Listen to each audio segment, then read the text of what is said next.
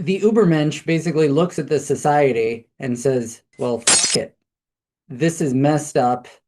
I do not want to be part of this moronic sheep mentality. I'm going to do something else, even if it's hard, even if it requires suffering and pain, even if I do not survive the process. I'm going to strive to be a creative force. Morning, evening, afternoon, or night, of which time you're watching. Hi, and free spirits. I'm Gregory, accompanied with the tiger himself, Lewis. Hello, everyone. Hope y'all are having a fine day wherever or whenever you're watching. Correct. And this will conclude the trilogy of the Overman and Last Man. But at the same time, it will foster another video in the future. The Mm. question for this episode to Lewis is, how does the opposite attract one another? How does the Übermensch and Last Man attract one another? Ooh, attract.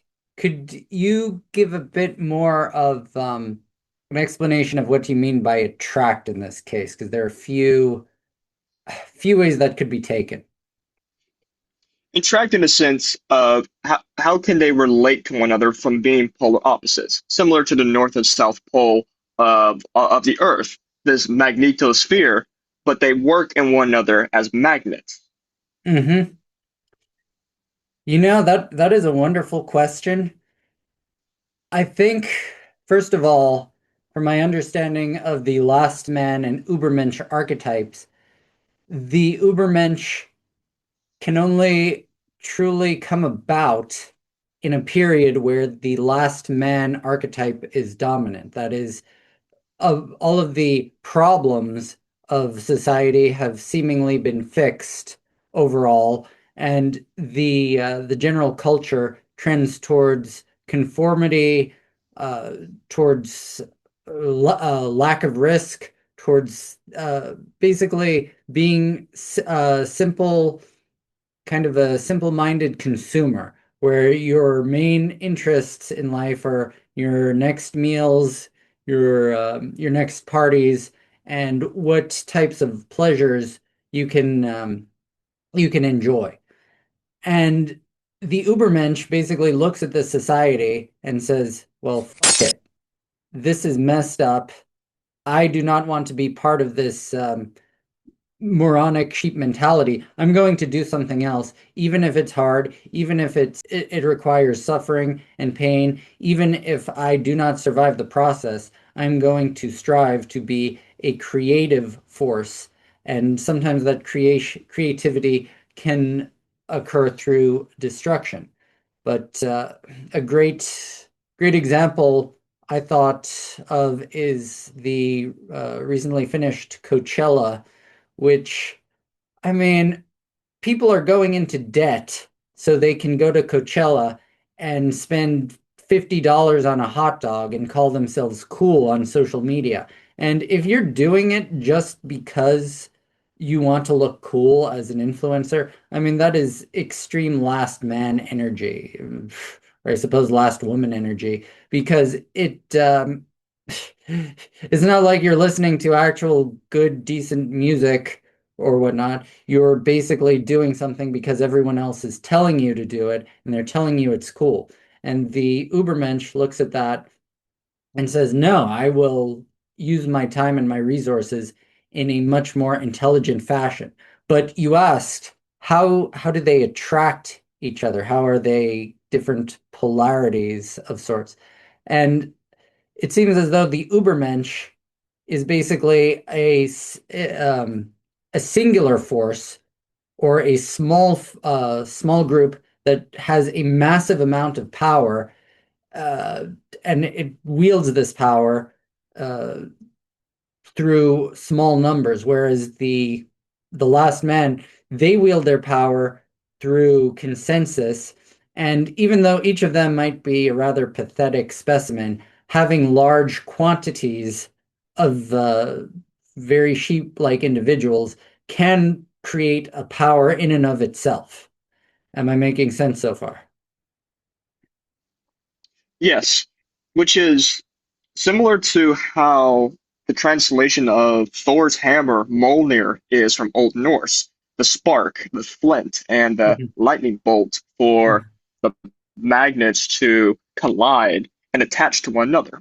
Mhm. Another perspective that can add to yours is in the mouth of Zarathustra in Nietzsche's Thus Spoke Zarathustra, where he's describing while climbing life's ladder or of mountains Mhm. that he adores his parasites being near and dear and attached to him because he can overcome, distill the venom reactively and in him while still climbing the mountain or ladder. Another great quote from that same gigantic poem is as as man climbs the highest mountains, he laughs at every realistic and imaginary error. Mm. So Another So that is one way of looking at it. I think a more positive form of attraction could be, uh, well, imagine you are amongst the morass of the last men, but you have in your soul a certain spark of greatness.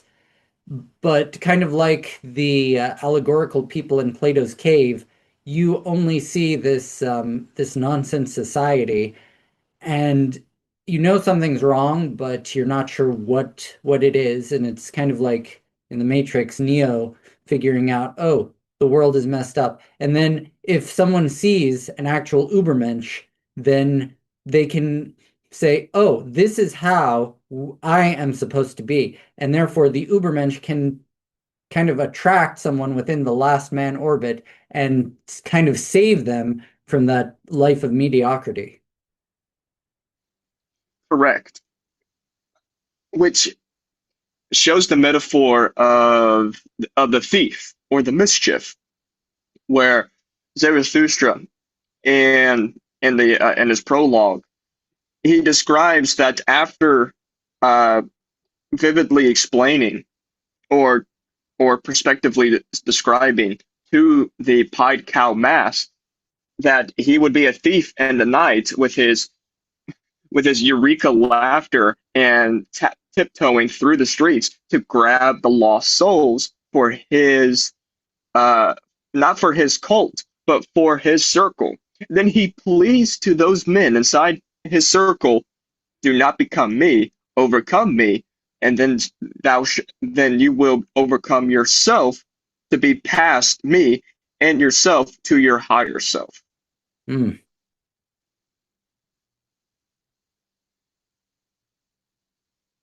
Another potential, I guess, attraction, it could, in theory, go the other way. That is, if someone on the path of the Übermensch sees or experiences some sort of major world-rending revelation of sorts, or something occurs that totally shakes them to their very soul, they might be able to get to or they might adopt a feeling and perspective of nihilism and say, "Oh, what does it matter? I might as well join the sheep and go alongside them." And I don't think this is extremely common, but I'm sure that it has happened at some points. And additionally, some in the Übermensch mentality might choose to go amongst the last man in order to try and fit in as an experience, because part of life is to live experience. Part of life is to live actual real experiences, and trying to be amongst that for a time is, well, it's one path that you could take. Correct. It's one of watching the fire dancing in the air of how is a construction of fire. And once fire is exhausted, fire falls back to that necessity of life. Another part of these these opposites attracting and being relative to one another is it is from how the metaphor, the lightning bolt and Hmm. the dark cloud is being used. The lightning bolt is striking the core and the heartbeat, that life source of the humans. And from that lightning bolt striking the core, the heart, and energizing the heartbeat to flow through the body, the dark cloud begins assuming, or no, assimilating its form. Dark cloud in what sense? Of what is being labeled as evil.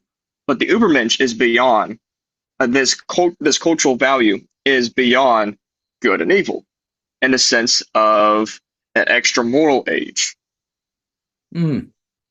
You know, it's funny you mentioned that beyond good and evil because I believe when he's talking about good and evil, he's discussing the basically conformist view of good and evil, where conforming is good and deviating from the crowd is evil. He's not talking about, say, the Epstein class, who and what they're doing is being beyond morality. Yes, in that sense, it's how a person in society is provoking the insecure, dark worm side of someone's psyche and sensitivity. And what's their reaction? Punishing, mutilating, forfeitures, and and sacrificing their energy for that person to either be killed, imprisoned, or ostracized. We see examples in ancient Greek democracy where one example, Pericles and Simon. Simon was ostracized because of how prolific an orator Pericles was. But Simon was having major influence with the military. So Pericles, with the use of logic, oration, and attracting the crowd, ostracized a military-backed politician Hmm. in favor of not being fearful of being executed because of that military influence and alliance, which Hmm. is parallel today, whether in a militaristic or non-militaristic sense. Someone's sensitivity and insecurities being provoked and tampered with because it's not it's not in favor or conformed to their inner world. And Nietzsche calls that inner world the soul, this pathological dismal, dismal workshop that to where consciousness is feeling guilt or internalization of man, conscious guilt. Hmm. Now, I want to ask you, I'm thinking, what examples of attraction between the Übermensch and the Last Man do you know of, aside from what you just told about, that really speak to you? Of how natural the flux of life is. There, when someone is cautious of not being hypocrites or contradictory, they're walking this linear path.